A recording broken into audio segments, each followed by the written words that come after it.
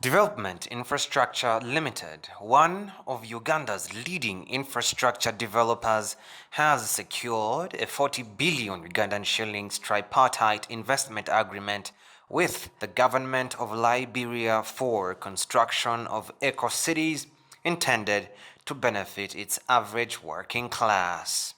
This was unveiled by the chairman, Development Infrastructure Engineer Joel Aita, during a press conference in Arua today, braced by a delegation headed by Director of National Housing Authority of Liberia, Ms. Cecilia Coffee Brown. But one of the most key areas we're looking at is a partnership with the National Housing Authority of Liberia, where we're going to look at development of an eco-city in Liberia.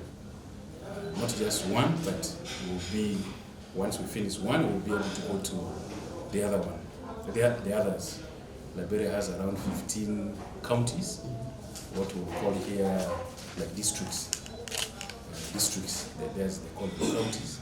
There are 15 of them, and they have very, very huge demand for housing. And through the leadership of National Housing Authority, they are really coming up with very, very good plans of ensuring that all Liberians are living in decent accommodation. And they have very many plans of doing that.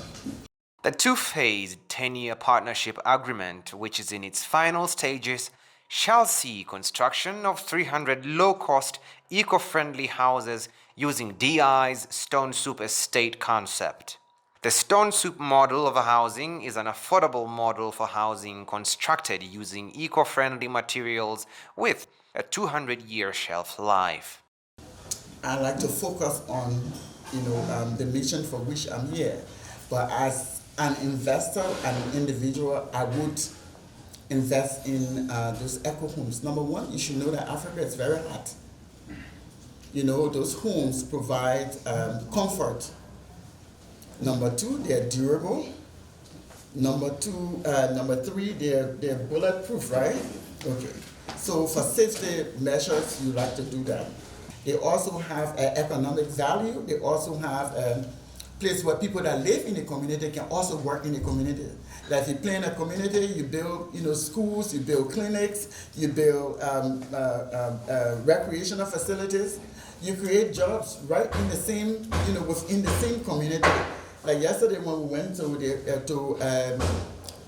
Stone Soup Housing Estate, the chief, I don't know, we call it chief, how do you call that? Yeah, the chairman who was there was extremely happy because number one is these development also bring about job creation.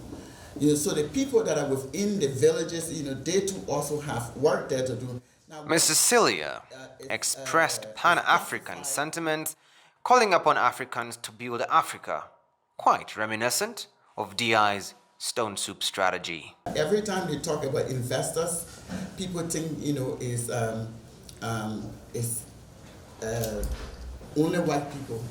Black people can also be investors. Black people can work together, work together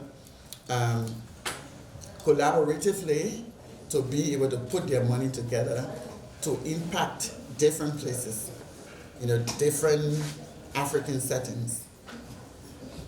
We can do that, we can build our own countries. When we are educated and when we go to other people's countries and we even get higher education, we should be able to come home to build our own country too.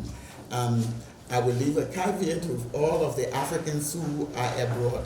The approximately $11.2 million investment by DI is expected to set precedents for more investments and build stronger bilateral relations between the two countries. Liberia is rejuvenating its housing industry that was decimated in a 14-year civil war. Reporting for West Nile Television, I am Mahjoub Muzmil.